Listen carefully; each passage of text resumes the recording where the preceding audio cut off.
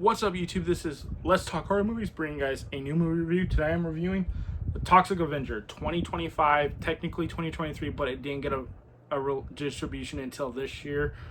So we are finally here for the 2025 Toxic Avenger remake, reboot, reimagining, what you want to call it.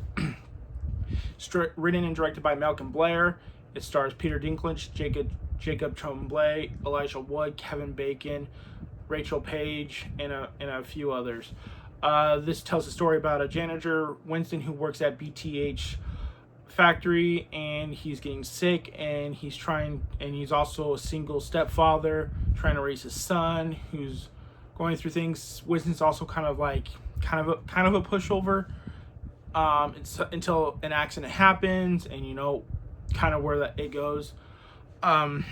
So this is based on an original film called The Toxic Avenger from 1984, I believe.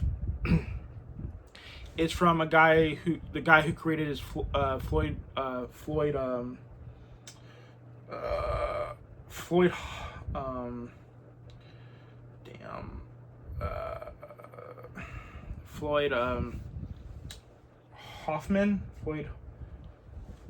Floyd Hoffman, I think it's the name.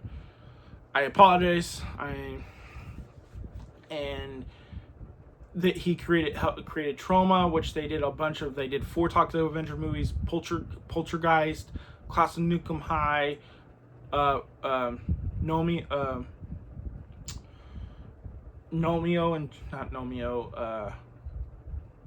and Juliet, I believe was the title, or the way I'm pronouncing this not right. But that was actually written by James Gunn, funny enough. And a lot of people, I think, do know that, especially that's where the dark humor he brings to his films, mainly in his horror and R-rated material. So this story is definitely different from that original film. I'm sure, and there's hints to Trauma, to the original, and there's hints to other movies in the franchise, but this is its own thing in the sense of when you watch that original film, which might be a bit hard for a lot of people because it is very dark. It has a lot of offensive things you wouldn't get away with, and it's more of there's things in the movie that you can't do nowadays. Example, in the original, there's a scene where these gym bullies want to talk about hitting kids and getting points for it. So something like that. But you still kind of have that. You still have that humor here, insert the dark humor, but not like that. But there is still that. But there is hearts to this movie. This movie is ultra gory. This movie is over the top, but it feels like the story is much more believable. Where that original just feels so over the top, especially with the main character and that who becomes Toxic Avenger, is so over the top. The nerd character that is so oblivious and just is seduced by women.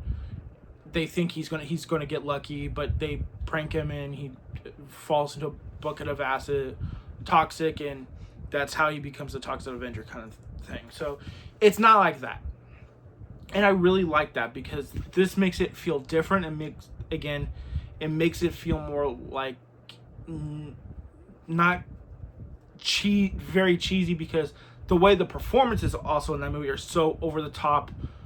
That's what they're going for.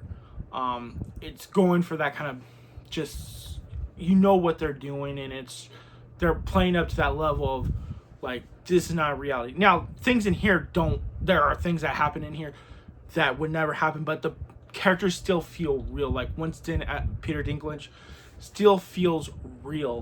There are things that are happening in his life, even though some of the things, they're ridiculous things, especially with his doctor and how his doctor reacts to certain things and how he's giving him information, but it still feels real. And I think what Peter Dinklage brings to the role that is that emotional connection, that emotional and likability, where you feel for Winston and what he's going through, and when he becomes the Toxic Avenger, Toxie, you're rooting for him. You want him to succeed, and he is just really good. Kevin Bacon is the villain. I think he's hamming it up. He's having fun, but he is also still taking it serious enough. Like, it's still a serious enough movie, but it's still having fun and has that humor of Toxic the original. Not as far, or just they're playing it up to the level. They're playing it with that seriousness, but it's still having that fun, and I think that's what's really important here.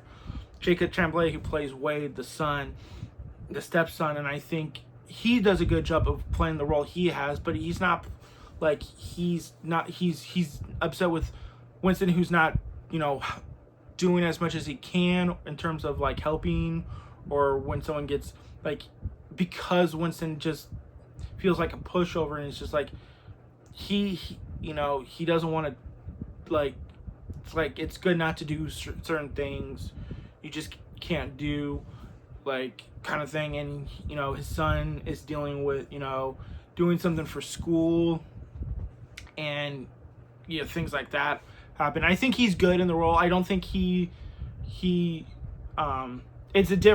kind of cool to see Jacob Tremblay coming out of certain roles. You've seen him do different things. I think it's nice to see him doing something like this. So I give him props for doing a movie like this. It's really cool. I want to also give props to Luisa Guerrero, who is the body performance of Toxic Avenger, Toxie, because she goes for it in this movie, and having to find the moment and moving like how Winston would, and just, I really like that. I think she does a really good job. I feel like, shout out to her to bring Toxie alive, because that's not always easy, and and it's a physical performance. I'm assuming things that Peter wasn't able to maybe do as much, or but he still does the voice of Toxie, which I do also like, because the original, the guy who plays Melvin and eventually transformed, they're different actors. It's not the same actor anymore, so it kind of takes you out of it, because that's not the guy who was Melvin, and you get why they're doing that. But here I really like the fact that it is still Peter Dinklage voicing Toxie. I think that's very important for the movie. Rachel Paige, I think, is really good, because she starts off the movie. She's a character who's going up against PTH, the company who's dealing with the toxic and environment and all that stuff, what they're doing to the pollution, and also, and what the movie also has to say about that, but in a fun, entertaining, not like in your face kind of way that some people would probably wouldn't care for. But I think it's there. Obviously, it's meant to be there. Like, that's the reason why it deals with healthcare as well, is because you're on this thing, you think because that's what Winston deals with, is the healthcare thing, and because he's sick and he's trying to use his medical, but obviously he wasn't part of what the company felt like he was needing to be able to get that. So but her character is trying to take them down and stuff like that. So she's really good. She has a lot of funny moments. The movie is funny too. There's so many things you're laughing at, but you're also laughing with, not just at. But there's a lot of physical gags. There's just and the over the top gore is beautiful. Now, there are some CGI gore they have to use here with certain things, and I think that was probably on purpose too, because how ridiculous it is. There's two death scenes, two kills that I didn't care for. There's one that had to do with electricity, and one has to do with the beard. Like, the beard one was okay, was fine, but it was just like the electric. I always hate electricity kills, because it just kind of that's something, if you like. It's again, I think it's noticeable with the electricity,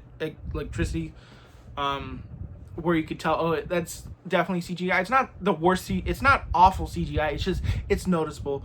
It's the same thing with, I think, some of the blood when it comes out of heads, certain areas, which I get. You can't do and I don't know what their budget is. It's definitely a big enough budget to do gore, but it has that mix of practical and CGI, and then some of the CGI just helps because it's so over the top and ultra violent. I think it's okay. Again, I like my the gore practical, but I think for a movie like this, I think it's okay because it's a ridiculous concept, even with the heart and it being a bit more serious than the original film. I still think the over the top helps you use the CGI blood a bit more. If you're doing something even like just dark and serious, like say Terrifier or some of the more intense brutal scenes or something like that, you want that to look as real as possible, because if you don't buy into it, the effectiveness doesn't work. With a movie like this, it's about the over the top shock value and the ridiculousness of the kills. So I think there's that. Elijah Wood, I think he's entertaining in the role. I don't know if he gets enough screen time. I think he's in the movie a decent amount. You see him on screen enough. I think I wanted a little bit more. I want to see more of his character, and if we get a sequel, I think we could see more of him possibly down the road. But I do like how his character is. His brother is Kevin Bacon, and he's the sidekick. He's the freak to his brother kind of thing. And throughout the film, his brother kind of really tries to make him take down people that they don't want, to take people out that are trying to go against them, the traitors. And he just has this kind of has this penguin look to him, like a skinnier version of what Danny DeVito looked like, and maybe a bit taller. It's definitely a look. I don't know how well people will like if he does enough per se, but I did like him in the film. I think I like this role more than some of his other roles that he's done, but yeah, overall I think this is but yeah, the practical, the CGI gore, I think work enough together. Oh, the look of Toxic, I love the small green, the head, the eye. Like, I just like the look. It's so much. It feels like, okay, this is really cool and really different from that original. Because that original, I mean, he's a tall guy, and you're going from tall to a smaller guy. Girl who's in the bod is played by, like I said, by a woman, Luisa Guerrero. So I definitely really appreciate the difference, the look, just everything. It looks so good on screen. And when he first gets turned and it's kind of oozing purple stuff, like the Toxic is purple, bluish. It's really cool.